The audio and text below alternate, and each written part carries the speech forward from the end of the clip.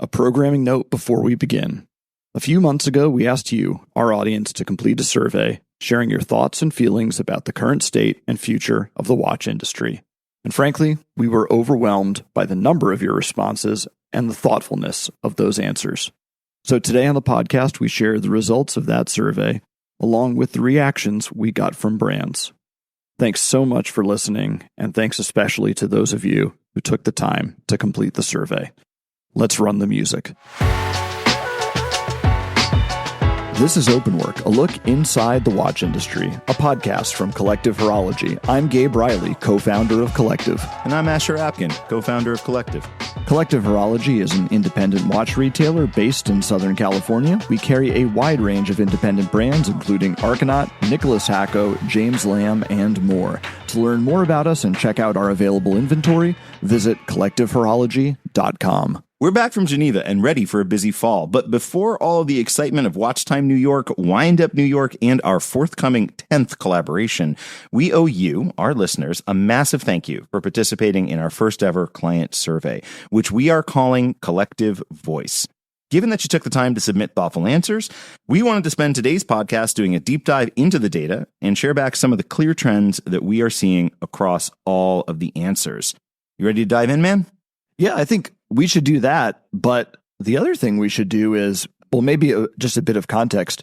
One of the first things we did with this survey, once we put together all the results, was share it with the brands we work with. So when we were in Geneva for Geneva Watch Days last week, one of the things we did in every meeting we had was we shared these learnings with the brands. So you guys are, of course, going to hear what we shared with the brands, but I think it's also important to note not only that we do share this stuff with the brands, and there was some pretty tough feedback in here. There was also a lot of surprising and really optimistic feedback, which we'll share, but we do share that with the brands. And I think we should also share and maybe add as we go through these results, what we heard back from the brands, which was, I think overall, Asher, pretty open-minded and receptive to this feedback. So maybe we'll layer that into while we chat about this stuff. Yeah.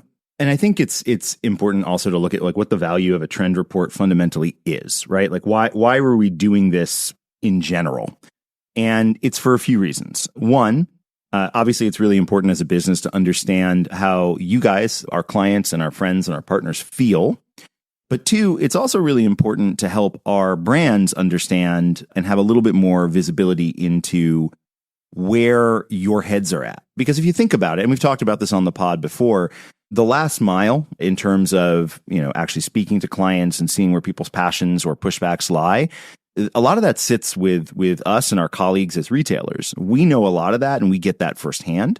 But brands don't often do that. And we've talked about the 16 to 18 month delay that brands are often on in terms of feedback. And the problem there, of course, is that if there is a fundamental challenge with a brand or a product or, what have you related to their sales strategy, if it's a 16 to 18 month delay before they get that feedback, it's too late to actually make any actionable changes. So, rather than having this feeling like we're screaming into the void, whether as retailers or as clients or collectors, we thought it'd be good to actually look at this on maybe a biannual basis, which is our current plan, and be able to look at not only how you guys feel at the moment, which is incredibly important, but perhaps even more important than that, what you have to say to these brands about specific topics. Now, obviously, no one can guarantee that anyone's going to take action on them, but to Gabe's point, a lot of the brands that we spoke to were incredibly surprised that this was a thing that we were bringing to them and very open to it. And that's not only really heartening to me as someone in this industry, but I think for all of us, everyone who's listening to this pod, you all work in whatever fields you work in. And I think no matter what field that is, data is so, so important because in the end, I can have an opinion. I can say, this is what I feel or think. But if I can prove it with qualitative or quantifiable data, it changes the tenor of the conversation. So that was a lot of the experience that we had, and a lot of the reason why we decided to make a not insignificant commitment to doing this, and why, by the way, when we ask you to participate again in the future, we hope that you see this as a vehicle for being able to pass feedback through to not only the brands, but also the industry at large. All right, well, let's dive in. I think, first of all, one of the things that really surprised us was optimism. And it's come up obviously in a bunch of our podcast topics. So we talked about, for instance, the challenges with retail, Hodinkee being an example. We talked about the challenges of the pre-owned watch market recently. And so I think with that sort of theme of, the industry navigating a period of frankly, a number of business challenges, we thought that there would be a lack of enthusiasm among clients, or maybe a souring of client moods or optimism. And I think what we found was the opposite, to be honest. People are still really optimistic. Well, sort of.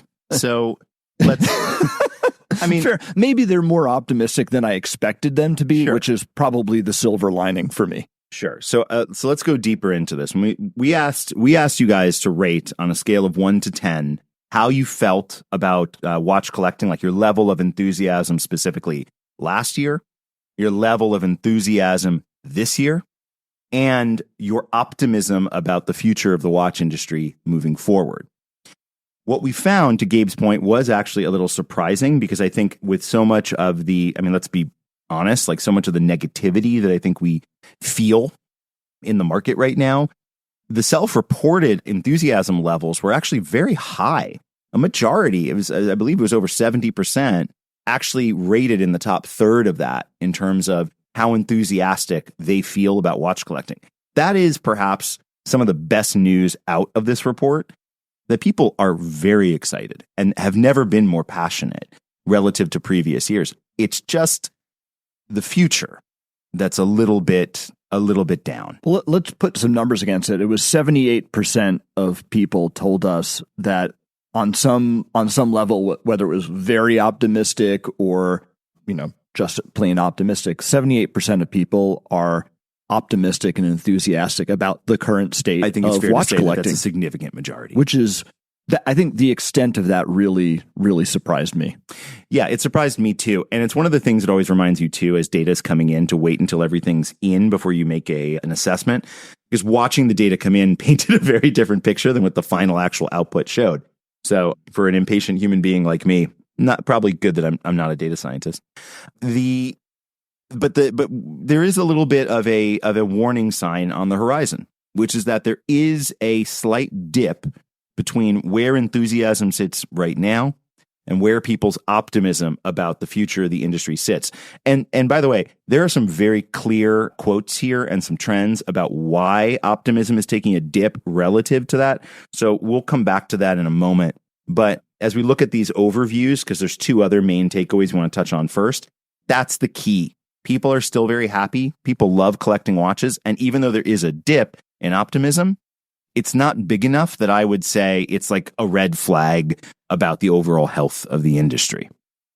So let's move on to the second key trend. If you recall, we asked folks throughout the survey, have you bought a watch this year? And if you are intending to buy a watch this year, what price range you were looking at. One of the reasons we wanted to do that was to see if there were different trends that would emerge at different price categories about people's expectations of watches that they were buying, which 100% turned out to be true. But there were a couple of overriding trends. We'll share two of them with you, which are the other key findings from the survey, that were true at every price point. So whether you're considering buying a G-Shock for $75 or you're thinking about buying a Grubel 4C, the key overriding first insight, and this may not be a surprise, but I think is important, is that price increases are a key barrier. Now, there are some really interesting reasons behind that. One of them, and this is really fascinating, we all know, I think, the general, old chestnut of like, oh, if I buy a watch for this amount of money, when I, drive it off the proverbial watch lot, it's lost X percentage of equity. I think we've beaten that horse pretty well dead in previous episodes, so we'll let it rest in peace. But what I think is interesting as an insight from this, though, is that it's not so much, as you guys described it, that something is absolutely expensive. That's part of it. That's certainly part of it. It's that when you're looking at things and comparing them to other elements in the market, value becomes very flexible. So I'll give you an example. If I am considering as a consumer a $25,000 watch, unfortunately for the market, even if that watch is worth, and I think should meets the bar at $25,000, because the secondary market is so flush with awesome watches, a lot of folks are not comparing new watches to new watches. They're comparing new watches to pre-owned watches. Oh, yeah, this is a good point. Yeah, and this creates a really interesting dynamic. Now, I've heard this in anecdotal conversations with some clients, but the data shows it here.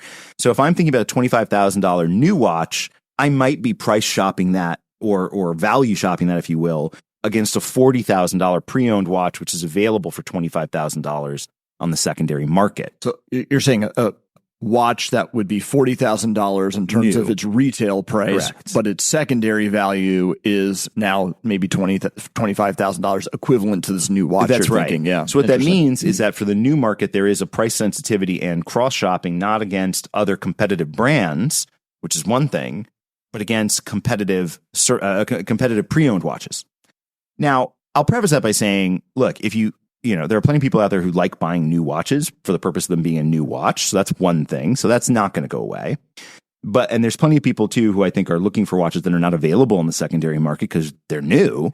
So new is the only option. So there's lots of reasons why I'm not worried about like the primary market necessarily like tanking just because the secondary market offers so many values. But as retailers and as an industry, we can't ignore the fact that there is additional competition for primary market watches from the secondary market. There's a second component of this too, which is that many respondents, so many of you guys, expressed dissatisfaction with current pricing trends. And the way that you characterize that was around a lack of transparency and perceived excessive pricing by brands. So, we're not going to defend one side or the other here because this is about reporting out. But there is a feeling, whether it is fair or accurate or defensible or not, that the rent is too damn high. We're going to go to the third point, which is perhaps, honestly, I think the best insight coming out of this, the one that is the most optimistic, the most positive, and in many ways the most actionable, which is that across the board, at every price category, at every level of enthusiasm, everyone wants novelty and creativity. So what does that look like? A couple of weeks ago when Tony Train was on the pod, we talked about him referencing a Business of Fashion article that talked about how conformity was the name of the trend game in the beginning of this decade, right? Everybody wants a 5711, everybody wants a Daytona, everybody wants a, blah, blah, blah. And that's, there's certainly a lot of clients out there that are still looking for that. But from an overall trend standpoint, as you have reported as a community, that's not that cool. What's cool now are things that are off the beaten path, unusual case sizes, risk-taking in design, innovation, the things that tend to attract dollars as well as attention revolve around that, which brings us to one of the insights that we gave to brands, which is if you think that because the market has pulled back, that this is not the time to take creative risk, the data suggests otherwise, which is, I think, awesome news for independent watch collectors, because of course, creativity and risk-taking is what we thrive on as an industry and as collectors. And all signs are it's green across the board for that sort of creativity. So let's jump back to enthusiasm. And we're going to break this down between some of the things that we've learned about people who are super enthusiastic. And then I don't want to ignore the fact that about a quarter of you are not that enthusiastic. That's also significant. And it's important for us to understand that as well. So I'm going to start by reading a couple of verbatim quotes from the survey of folks who were incredibly enthusiastic. Quote, "I am excited about the innovation and craftsmanship in the industry today. Every new release brings something unique, and I cannot wait to see what comes next." I'll give you one more. "Every time I look at a new watch, it feels like discovering a piece of art. The attention to detail and the passion behind each creation keeps my enthusiasm high year after year." Awesome. So when we look at this, there's a couple of things that I think correlate to people who have high enthusiasm. One of them is that their enthusiasm correlates to high optimism. So in other words, if you're really psyched about watch collecting today, you seem like you're going to be pretty enthusiastic about it tomorrow. And that's awesome. The other thing that I think is good news for the industry is that there's a high correlation between those with high enthusiasm and those who have made purchases in this year. So, good news for the watch industry folks that are listening your most engaged clients and your most passionate clients are still buying watches. So that's awesome news. And there's a real emotional connection that we see here too. One thing that we saw in the open-ended questions that just came back as a trend against positive or high enthusiasm buyers was that everyone in that category is deeply engaged in watch community and in some cases even the watch industry. So that correlates to things like being part of watch clubs or communities or actively reading content from the industry. So in other words, if you have high enthusiasm, a lot of these folks are really deeply engaged. But here comes some of the buts. Despite high enthusiasm, there are areas that a lot of these clients feel could use some work. One of them is that they generally feel that there is a lack of transparency, and that is across all sorts of things, pricing, across allocations, across production timelines, and that's a frustration point.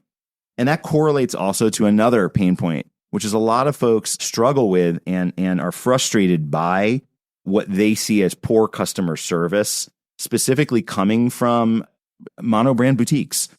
And this was something that we heard also at every price class, but was notable at the higher end of clients. So those spending $15K to $25K and higher.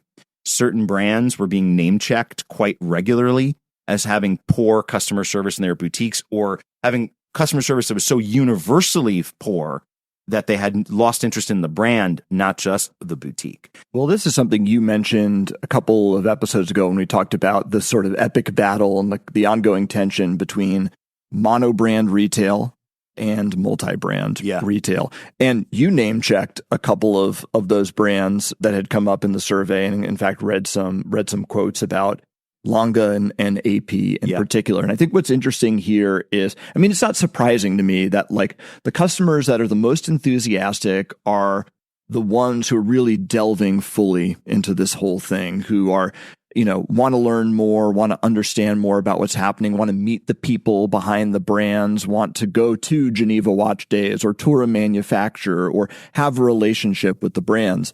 Not surprising at all. However, the brands can't have it both ways. In other words, you can't say that you're all about the watch community and all about collectors when it's convenient for you and not back it up when it's inconvenient for you.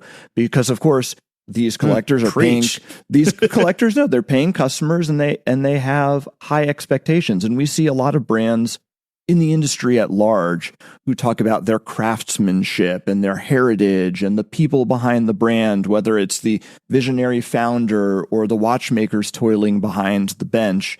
Yet when their customers, even their best customers, want to get close and want some access and a peek behind the curtain, they're held at arm's length, whether that's by the boutique staff in terms of how customers are treated around wait lists or allocations, or even in terms of access to the brand more directly. Well, I think what this shows, I mean, look, like I remember taking Psych 100 or 101 or whatever in college and having this feeling like we would read these studies and the study would be like, when people are together in a crowd, they act in a crowd mentality. And you're like, yeah, no shit.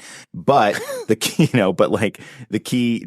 Sometimes they don't. I mean, there's that terrible study of some woman who is being attacked in the streets and no one did anything because this is really dark. No one did anything because, of course, everyone thought someone else would. So there are sometimes those counterintuitive psychological phenomena. But I want to remind everybody, you're listening to Open Work, a podcast about watches. But anyway, the reason why I bring that up, dark man, the reason why I bring that up is a lot of the time, sometimes a study is necessary to actually just provide proof that something that you might intrinsically know is true. And here we have data to show it. So the point that I was trying to make before you took it to that horrifying place was, look, I think everyone knows, and we know this too as retailers, you never know who you're talking to when they walk into a boutique. And I think part of what this is showing is here we have a group of people who are deeply enthusiastic, passionate about and optimistic about watch collecting. They are spending money as self-reported. So they're still buying watches. Not only still buying them, they want to buy watches. And the thing that they want is just some transparency. So or just some access. Sure. The opportunity to have a conversation with someone or you know, check out some watches or visit a manufacturer. I don't think the asks here are unreasonable. No, well, they're not, but they're counter to the way some of the brands that were name checked were actually addressing it. So I'll give you an example. We read an article in Revolution on the flight out to Geneva in the print edition, the most recent print edition, which you can read. So someone was reading the article to me, and it was an interview with the new CEO of AP, and both Gabe and I this was terrible. Literally read this and like could not believe what we saw. And basically what she said is that she went and mystery shopped one of her own boutiques. Cool. All good. But what she, in doing so and having had such a great experience there, let's give her the benefit of the doubt on that one. The way that she wanted to advise folks in order to open their horizons to other watches within the AP line was to actually correct a customer who was coming in looking for something. So let's say I went in and said, hello, good sir, I would like to purchase one 15500, please. What's a 15500? That's a Royal Oak. Okay. So, I want to just buy or 16500, whatever the modern version is. Instead of being told, okay, we don't have those available right now, but, we can be in touch with you. Or the truly honest answer, which is, in order for you to get something from us, you're going to have to buy another watch from us. I know that there's some AP boutique guy out there listening to this who probably is like ready to murder me, but like we all know that that's what it is, right? Her advice was to tell the customer that actually they, AP, have a better understanding of that customer whom they have just met's lifestyle, and they will redirect them to a watch that suits them better. That is in direct opposition. Like it is the complete opposite of what you are all saying you want. So I think some of these brands are going to struggle, frankly, for a little while because of their belief that they know better about how you as a client want to be treated. Now, I want to separate two things there. There are only so many Royal Oaks that can be made, and there does need to be a process for allocating them. So I'm not saying that like somebody who has bought multiple APs shouldn't have the opportunity to get a more desirable watch versus somebody who hasn't. Like that's not unreasonable. What I am saying is that just saying that to a client is honest and transparent, and figuring out a way to do that that's respectful is good, because if you're worried that you're going to, quote, lose that client because you are, you have to say no to them, you're starting your relationship by lying to them. And nobody likes that. No relationship is good that way. So, I wish this new CEO the best of luck in all her future endeavors.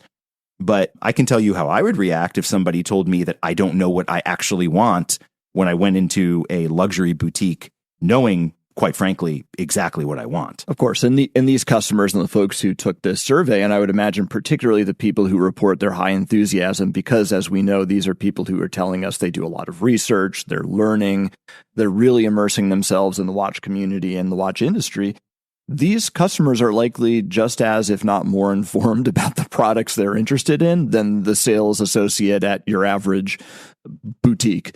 Now, to take things in a little bit more of a positive direction. I was about to go into low enthusiasm buyers. Well, just on the high enthusiasm thing, okay. Just to end it maybe on and then we can talk about the low enthusiasm, but just on the high enthusiasm thing, do you think this is part, and I don't know that it fully explains it, but I think it is a part. Do you think that this is part of the rising appeal of the indies, the independent brands? All these things we're talking about about like more access and connection to a brand, seems like it happens more with the independent brands. I think there's some confirmation bias in this survey for that, because we surveyed our clients, and our clients are passionate about independence. Sure. So okay. I don't know that I can say that that's true like across the board. Okay. Yeah, but I don't know. I would surmise that someone who is generally enthusiastic about watches and wants to learn all the things we talked about, who's really digging into the hobby, I would imagine that, and look, people get to independence at different points in collecting. Some people go there right away. Most people, it takes a while to get to independent watchmaking, and some people just are never interested in independent watchmaking, and that's okay too. But I would imagine independent watchmaking is better geared to the type of enthusiasm we're talking about. So are the micro brands, frankly. These are brands whose whole approach to watchmaking and how they deal with customers is much more geared to enthusiasts. I feel that way. I don't feel comfortable saying that the data says that, but I feel that way too. Okay. Yeah, fair enough. Asher's keeping us honest here. Yeah, exactly. Excuse my indie watchmaking propaganda. All right, well, let's talk about those low enthusiasm buyers because they're out there. Yeah. There are people who have soured. So let me read a couple of direct quotes on that front. Quote, "The watch industry has become too exclusive, catering to only the wealthy and leaving many enthusiasts out. It is no longer about the passion for watches, but about status and money." Quote, "Pricing is increasing faster than salary, so my purchasing power is going down over time. It restricts my ability to buy at the top end of the range anymore." All right, so let's break this one down. So from an outlook standpoint, perhaps unsurprisingly, those in the lower quarter of enthusiasm are pessimistic relative to those in the optimistic side. And again, like might be obvious, but important to see their data. Now, here's the funny thing. So this is about a quarter of the survey respondents. Okay. But interestingly, a lot of these people are still buying watches. However, the motivation for buying is a little bit different than those that are enthusiastic. I just had a no duh you idiot moment to myself, not to you. Don't take offense, which is, do you think that people who are taking the time to take a survey about watches are more likely to be enthusiasts? Or, I guess it's kind of like Yelp or all these other things where like the people who also have an axe to grind. Yeah, that's what I was going to say. So maybe it's kind of like a barbell situation where maybe more extreme views tend to rise to the top. Still, though, if we say there's a lot of people who are engaged and maybe some people have an axe to grind, a quarter of respondents saying that their lower enthusiasm maybe isn't so bad after all. I'd be curious, as a total side note, just to look at correlations in like other areas of like deeply passionate and ingrained feelings. Like I'm sure Nate Silver has said something about this on, the implication of responding to political polls. Because I suspect if you're going to take the time to respond to a political poll, generally speaking, you care. I have to imagine, which is why I'm, but I don't know. Like that's an interesting thought. That's something I would love to look into for a future episode, just as a follow-up to this. But it's a really good point. We should start a podcast about going inside the polling industry. There is one. It's called Polar Coaster, and it's awesome. All right. Yeah. Anyway, moving on. Little plug there for Polar Coaster. Okay, so let's talk a little bit about the emotions here. Okay, so emotionally, this is interesting. There's still a feeling of poor customer service here. So, I suspect when I look at some of the verbatims that the low enthusiasm, low optimism folks have probably had really bad experiences attempting to purchase watches. Servicing watches also came up a little bit. It wasn't such a huge issue, but we did see it as like, a frustration point of after sales support. This idea that like once you've got my money, you don't seem to care about me anymore. And I think this is another thing that like brands sometimes don't realize is, I think some of these brands really do think of servicing as a cost center, or if they don't think of it as a cost center, the client feels like it. We had one client reference the fact that they got a bill back from Longa. I think it was like for $8,000 to service their watch, which they had bought. If they bought it pre-owned, that watch would have been, it was a Longa one, it would have been like $28,000. So that's a huge amount of service, relative percentage wise. So it's very, very difficult to imagine. Very difficult to imagine that that's not a profit center. And if somebody can give me the data to prove otherwise, I will gladly retract that. But just looking at it objectively, it's really hard to not see that. And I can understand why that would make somebody feel bad. And then there's another thing too around brand and AD interaction.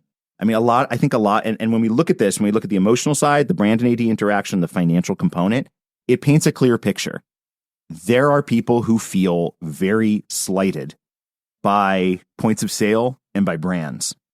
And there's an interesting call and response that they have to that, which is that in this segment, there is a call for attention to smaller and lesser known brands rather than focusing on major players. I think a reasonable interpretation of that is I get more recognition and support from upstarts and small brands by virtue of the fact that they need to and that they're more connected to their audience than I do from these larger players. And therefore, I feel better working with them as a response to, what it feels like to walk into, if we, and I feel bad picking on these guys, but like an AP or a Longa boutique. But like that appears to be part of the reason why. And interestingly, if you think about this in the context of the Moser and Studio Underdog collaboration we talked about on the last pod, this actually demonstrates some of that negative reaction from a statistical standpoint. If somebody felt a deep connection to Richard Bank and to Studio Underdog and felt part of it and connected to it and like access was guaranteed and democratic, and then this release came out, which, by the way, like as we talked about last time, like we loved that. But I can understand how a segment of buyers would look at that and feel very upset about it based on this data, because they're like, oh my God, here's this brand that I loved so much. Now I feel like I'm going to be excluded from them, just like I'm excluded from everything else. I'm frustrated. Yeah. What's interesting is a lot of the motivations or kind of the underlying emotional underpinnings of both the high and low enthusiasm folks seems to be around things like wanting transparency, wanting access, craving good customer service, things like that.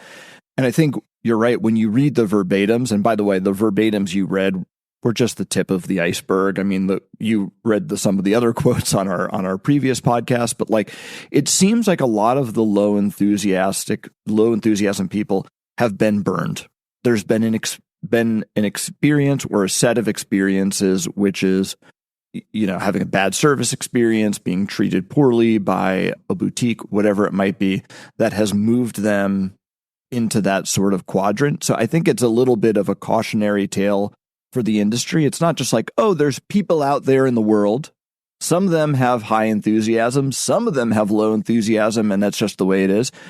There is accountability for the brands that's reflected in a lot of the direct quotes that people provided us. 100%. And, to that end, thank you once again for your direct honesty, because we wouldn't be able to report this. Like, this is all because you guys told us. So thank you. All right, let's change topics now and move to the second key insight. And then after that, we'll get to the final one on creativity. Second one was pricing. So let's get into that. So I'm going to start again with some verbatims on here. Quote, the luxury watch market has become more about exclusivity and less about the actual craftsmanship, with prices soaring beyond reason. Quote, while I appreciate the artistry, some of the prices are simply too steep. It's getting harder to justify new purchases. Okay, so there are a couple of phrases that came out here that we're seeing: money grab, price gouging.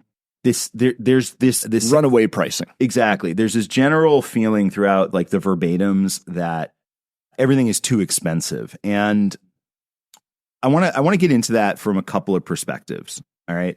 So one element of this, which is something that is outside of everybody's control, but not insignificantly impacts the market, is currency fluctuation. So we talked about this with buying watches, but I want to like really get into it because it's a significant thing. And it was a big topic when we were in Geneva Watch Days, because right now the exchange rate's a bit brutal for buying watches in Swiss francs. And manufacturing costs in Switzerland are only continuing to increase. Yeah. And there's this conversation that often happens between especially with independents, between distributors, dealers, and brands around who's going to catch that football of currency fluctuation. The simplest way, and arguably I think the most distasteful way, is to say you, the client, eats it. So what does that look like? Well, that looks like if there's a 10% fluctuation, prices go up by 10%. Nobody's actually making that money per se, except maybe the banks in exchange rates. Some financial arbitrageur somewhere exactly. In a computer terminal in Greenwich, Connecticut, but that's about it. That's an amazing picture. But yeah, I mean, it's not money that we would see, for example, or the brand would even just see. It's just the brand being able to realize their full wholesale costs in CHF the way they want to. That's obviously a really frustrating and unfortunate way to go about things too, because I generally believe that the consumer shouldn't bear the financial market cost of something like that, and there should be other ways to figure it out. Now, the problem there is somebody has to. So either the brand has to make less money from a wholesale standpoint on the watch, the retailer needs to take a smaller margin, which is problematic for a lot of reasons, although obviously I'm deeply sympathetic to that problem because that's my life.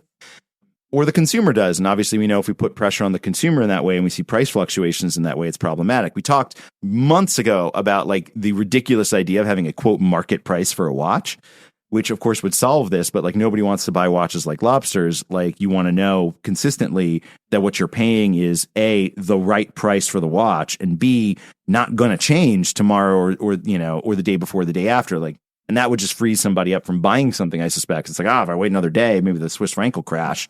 Or it didn't, and now I'm not buying anything. So that's bad. But currency fluctuation is a component of this, and that's out of control.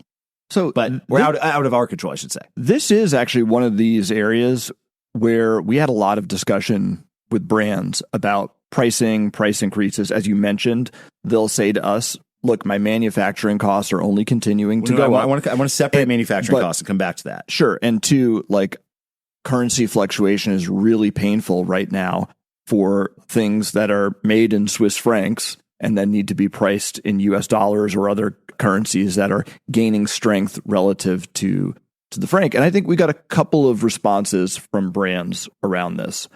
By and large, the response from most brands was, we're aware of this perception that there's runaway pricing and collectors have gotten frankly fed up with this perceived constant treadmill of price increases. So they're aware. And I think we have a number of brands who have said, we are actually going to hold the line here. We're not going to increase prices. This is going to be financially painful for us because the Swiss franc is no longer as strong as it was, but we're going to do it. Or our manufacturing costs have increased, but we know the market won't right now bear more price increases. And then there were a couple of brands who said to us, like, I know all of this is a problem. I get it. I'm also running a business here, and I'm going to have to increase prices. Maybe not as much as I want to, but I'm going to have to increase prices for my business to be rational. And frankly, I think both are valid responses. Yeah, they are. And this is a topic people should know that, I think when you see these price increases and when you feel this way and when you see this stuff happening, it's easy to feel like, to your point, Asher, you're screaming into a void. Watch prices only seem to go up. Is anyone listening? Does anyone hear this feedback? I want people to know that this feedback is heard in Switzerland. This is something that brands are wrestling with. The brands that we talk to are aware of this, and it's something we know that they're wrestling with. They're not oblivious to it. They're not sitting in an ivory tower. And this feedback, by the way, was particularly helpful to one brand we work with who was debating price increases and increasing their general pricing on some novelties and decided not to do it because these results got to them just in time. Yeah, I do want to separate a couple of things, though. Okay, it's one thing if we talk about, a watch that was $17,000 becoming $21,000 because of currency fluctuation, because of supply chain changes. These are some of these brands are manufacturing less than 250 watches a year, so their minimum order quantities of parts are very low, which always makes things expensive. So part of the price on that might be some manufacturers or supply chains just saying, I don't want to deal with this. So if you want me to do it, it's going to be 2x or 3x because I'd rather sign the contract with an LVMH or a Richemont or whatever and just make stuff for them with guaranteed terms and blah, blah, blah. That's one thing. And by the way, but hang on, those brands have the right to raise pricing. They're running businesses, and the collector has the right to decide whether that's worth it to them or not. I could not agree with that more. So that's why I'm saying, like, I do think there is a difference between a company that makes 100 watches. Like I'll go back to some of the comments. Yeah, okay, that's a great point. They don't have the economies of scale or the bankroll to say, I'm going to take a beat on price increases for 6 months while I see where the market goes. Yeah, and to your point about deserving to make a living, if we go back to Studio Underdog, like knowing what we know about watch manufacturing, at some point, like Richard is going to have to raise the price on those watches in order. I mean, he's got great volume, but like in order to make a sustainable business that's turning off the revenue to grow it, he will need to raise his prices. So that's not unreasonable in that context. However, I suspect when he does, a 20% price increase on $800 is significantly less from an absolute standpoint than a 20% increase on $50,000.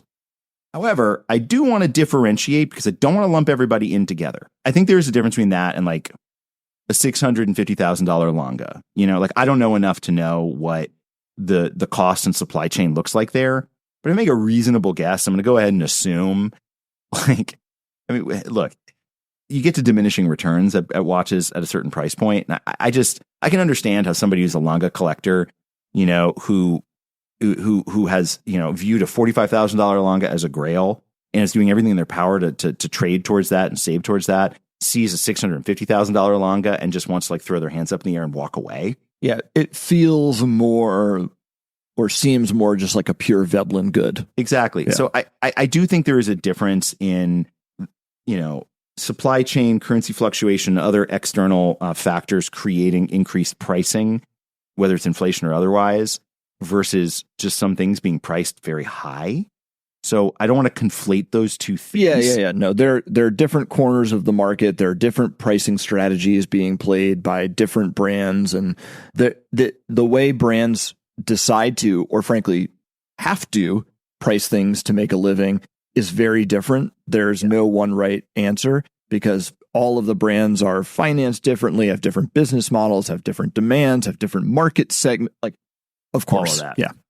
But I think you're right. The brands we spoke to, the brands we do business with, are aware of this, and this feedback is helpful to them and is impacting their decision making. Which goes to, I think, the other portion of this before we get to the final area of discussion, which is resale value. And I mean, listen, I can tell you with absolute surety that every single watch brand pays attention to the secondary market. Oh, we know they do. Sometimes we get phone calls. Yeah, but that's kind of what I'm getting at. The secondary market is as vibrant and as critical an organ to the watch industry as anything else. And treating it like something you can control without actually putting your hands into it is probably a bit of a fool's errand. What I mean by that is, if we want to see secondary values of certain watches come up, then other things in the industry and from that company need to change. And this impacts pricing too. Because if you think about it, let's say you're frustrated because you like a certain brand and buying watches from them, you feel like you quote unquote lose money on it, which is a whole other sort of topic to discuss. But let's say that's how somebody feels. Well, there's a couple of things a brand can do about that, but some of those are things that you may not like. For example, they can raise their prices and lower their production. That will pull supply back, even if it will probably also pull some degree of demand back. But if they do it slowly and you know over time, eventually it may dry up some of the secondary market. Thing is, though, your access to a watch at primary, so this, you know, the ever wished upon MSRP on many watches will go up, and that's one thing to consider. The second is, you know, we can always talk about brands, you know, saying like, wouldn't it be great if a brand would buy a watch back from me, right? Like, wouldn't it be great if they had a CPO program, blah blah blah. And I knew that if I spend, you know, $100, that I'll see 75 of that back if I ever choose to trade back in on that. Thing is, the only way things like that work is if a secondary market is willing to bear a, you know, that kind of a cost exchange plus margin, and the same client that wants to get out of something at the same time they paid for it oftentimes does not want to pay a high price on the secondary market for a similar watch. So you can't have it both ways, so to speak. So there's sort of two main takeaways here. One is, no matter how many ways I twist myself into a pretzel to try and explain why resale value shouldn't be a key factor in buying, it is. It 100% is. And there's no way that I can, or Gabe can, or anyone else can convince anyone who feels strongly about that otherwise. But I think the only takeaway I'd give there is, there's not a lot that brands can do that's reasonable to ask them to do in order to help that. Other than saying, if you think something is worth it new at a certain price point, but you're only willing to pay for it at the secondary price, then that's a value question you need to ask yourself, I would suggest, about whether you really want that at all. Because if we constantly am valuing things at the secondary market value, we're going to start losing watch companies. Well, yeah, this actually happened in the automotive industry. So BMW, about 15, 20 years ago, got in some hot water financially because they had super aggressive lease pricing.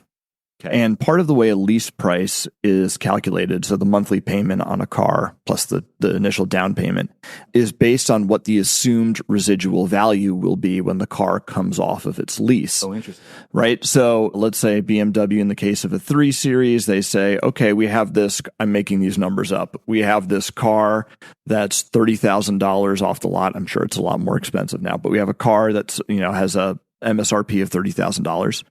We believe that in 36 months, when we take it back from the person who leases it, it's going to have about, I'm making this up, $15,000 of value still left in it. So they would price the lease payments based off of that. Then they'd say, okay, so the delta there is $15,000, and so over the next 36 months, this person will need to pay that $15,000, their down payment plus whatever. So the resale value is really factored into this. And I know it's a lease, not buying the thing, but in other words, they're essentially saying you have the car for 3 years and we're going to take it back, and whatever it's worth when it comes back to us is our problem, our responsibility.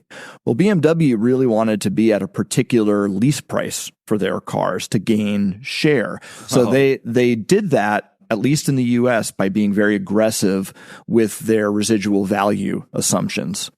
And what ended up happening was when they took the cars back, they were, in fact, the market for the pre-owned BMWs was lower than what they had calculated or hoped for.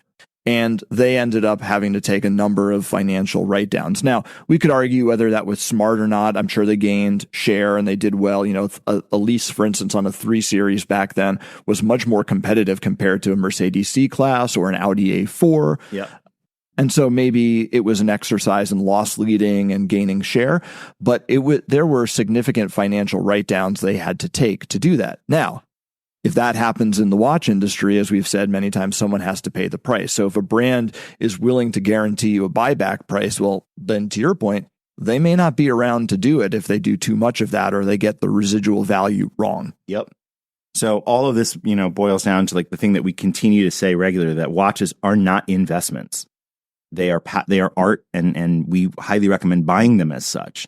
And the idea that I think Hamza even said it, right? That they did the work, and even a Rolex doesn't beat the S&P 500, right? Even the most grail-worthy Rolex, if you bought a, red Submariner, what do they call those?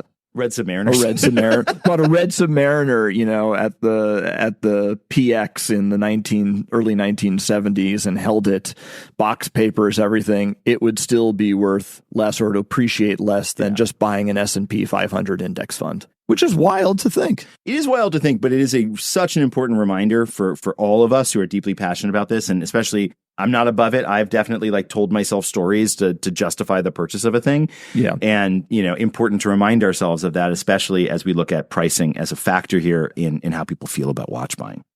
All right, let's bring it home with the final topic, which is novelty and creativity. So I'm going to read some verbatims here. Quote, "I wish more brands would take risks with their designs. The industry feels a little too safe and repetitive at times." 2, quote, "Creativity seems to be lacking in the industry lately. Too many brands are relying on their past success rather than introducing fresh ideas." And finally, quote, "It is refreshing to see independent brands leading the way in creativity. They aren't afraid to break the mold and offer something truly unique." All right. So if we break that down, there's really 2 things here that I think are coming out trend-wise. The first is, and we touched on this at the beginning of the pod, ironically, this is the time to take a risk, watch brands. This is what everybody wants to see. And we see this, by the way, when we look at the recent crop of GPHG nominations. We got Berneron leading the top of the heap, We're seeing a resurgence in passion and love for vintage Piaget in unusual case sizes. The King Midas inspired an entirely new watch brand, Toledano and Chan. We're seeing a big push in risk-taking in the industry, and there's a good response to it. It looks like Toledano and Chan sold out all their watches. That's awesome. By the way, side note, I did have the chance to go hands-on with one of those watches. That watch is awesome. It really, really is. So no, I have no vested interest in this, just as a side note, killer watch. But, we also saw when we were in Geneva in April, there was an auction that was specifically dedicated to just funky 1960s and 70s Piaget, which was equally awesome. So risk-taking right now is what people are after. and seeing really unusual case sizes, unusual materials, unusual and unexpected design. Like this is the moment, right? So, and this is the kind of thing that guys like the Urwerk guys have staked their entire career on. Lord knows Max Booster has staked his entire career on, which is if you have a clear idea of something that you want to make, even if it's totally out there and absolutely wild, if you believe in it and that risk is founded in your creative strategy and belief, awesome. And it looks like you guys are saying, and respondents in general are saying, I'm willing to put my money where my mouth is on that at every single price point. So that's awesome. That's good news. It's interesting. So I just went back to look at the GPHG nominees from 2022 to see if okay, compared to this year, is there any less creativity and risk taking? And honestly, just looking at this, there's a ton of creativity and risk taking. However, the watches that I'm seeing, and this is just a cursory view, the watches that I'm seeing reflected in the GPHG nominations generally feel overall less commercial or less commercially viable than the watches that we're seeing in the GPHG nominations this year. So in other words, can you give me an example? Yeah. So it's obviously the GPHG is very inside baseball. These watches are nominated and voted on by people within the watch industry. And full disclosure, we voted. Sure. Yes. And whenever you have an award show like that in any industry, it tends to favor just really inside baseball, esoteric stuff, the watchmaker's watches kind of stuff. Yeah. But when I look at this stuff, and it's hard to say in general because there's so many watches in here, but there are fewer that I recognize as really ones that broke through commercially. Where I look at the watches from this year and I see many more watches like Toledano and Chan, for instance, is an unusual watch that you just referenced that was also clearly successful financially and also broke through the mainstream consciousness. So what I'm seeing is the same level of risk taking in the nominees at an overall glance, but what I'm seeing are that the watches that are nominated, these very inside baseball esoteric things, are breaking through more in the popular discourse and are generally more commercial now, which is interesting. So here's going to be the test, right? So if we look at 2022, we had commercially, if I'm characterizing this accurately, you had commercially successful watches that were being nominated for GPHG, were being nominated for a chance at the GPHG awards.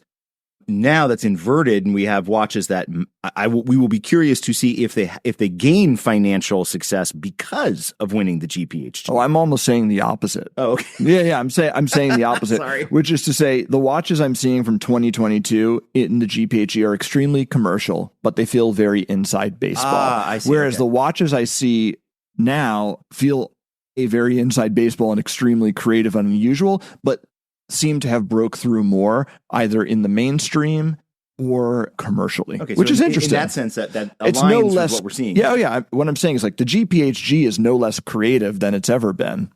But but that level of creativity and risk taking seems to be embraced more by the collector community and seems to have broken through in terms of share of voice, mind share in the community, and financial success, which is cool. Yeah, so that it definitely validates what we're seeing in the survey and I think results. goes to this final point too, which is around creative and design. I think we quoted this a little bit earlier in one of the verbatims. Is that I think we've reached, not only have we reached, and we've pretty much exceeded peak vintage inspired / throwback watch.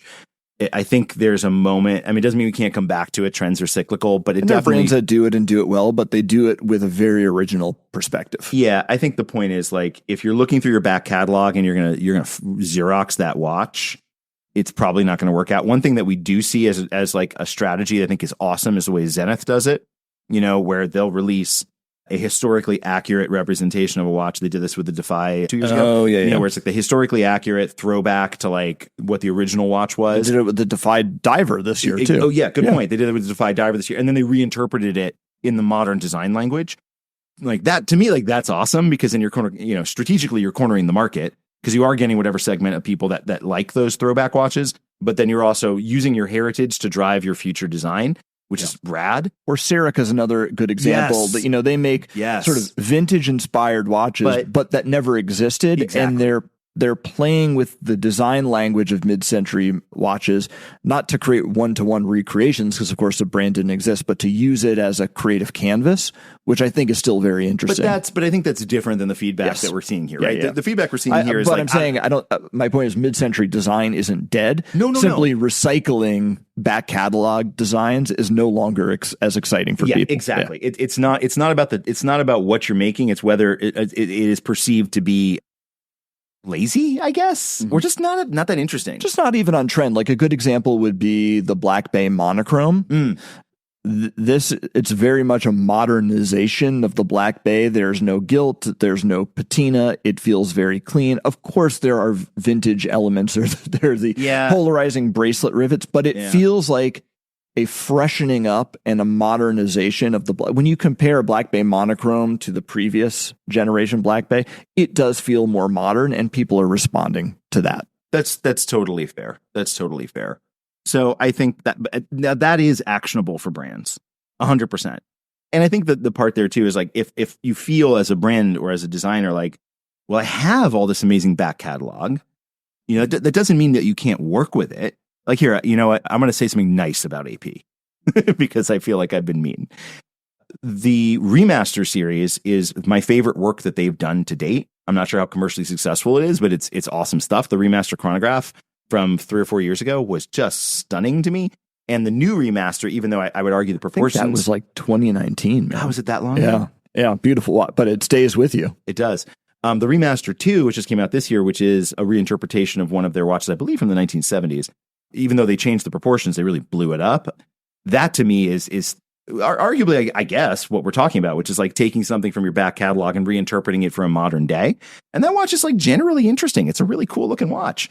And definitely like relative to what we generally see from AP, a pretty high risk and very creative and interesting thing, which by the way, prior to the Royal Oak, like AP largely made one-off watches for people. And going back into that back catalog, it is full of incredibly wild, gorgeous, gorgeous watches. So for all of the Michigas and the this, that, and the other thing, and let me tell you what I think you should like about my brand, there's so much there that they could pull out and actually be on trend about, by looking back to their catalog. So long as they don't just photocopy and re-release, which is clearly the advice, not just for them, but for the industry writ large. So just the final sort of note on this section in terms of how brands are responding to this. Again, I think this is something they're very aware of. In fact, one of the brands we shared this with said, it's funny, we were having a team meeting today before we opened to the public at Geneva Watch Days. And the CEO of this brand said to the team, now is the time, more so than ever, to be taking risks creatively, because this is what's going to help our brand break through, do our best work, and be recognized by collectors. And you can imagine sort of hearing that or even saying that in the context of the current watch market with all the challenges we've talked about, and maybe being a little bit scared, maybe being a little unsure about that, saying, no, I don't know, that feels risky. But sharing this feedback with that team, I think was reassuring to them. And they said, this is something we were actually talking about this morning before you guys came in here. And to hear this now and to hear that your clients, the audience for your podcast thinks and feels this way and would support that reassures us and gives us more confidence to take risks. Awesome. And I think that's a good place to leave it. And before we do, I just want to end where we started. It was very clear to us that every single one of you that took the time to contribute to this did it thoughtfully. And we're all busy people. The fact that you took the time to do this. I was shocked by not just the number of responses, but the quality of them. Absolutely. For sure. And I just want to say from the bottom of my heart, thank you for that. And we hope that we do a service by you by being able to bring, no pun intended, the collective voice to the market through not only the podcast, but also our direct conversations with brands. So look for Collective Voice Spring Edition 2025, right around the time of Watches and Wonders. We'll field that back out to you so we can bring similarly your collective voice to our partners and the industry at large when we return to Geneva next year. And until then, thanks, guys. Well, this has been Open Work, a podcast from Collective Horology. You can find us online at collectivehorology.com. And to get in touch with your questions, your feedback, whatever, email podcast@collectivehorology.com.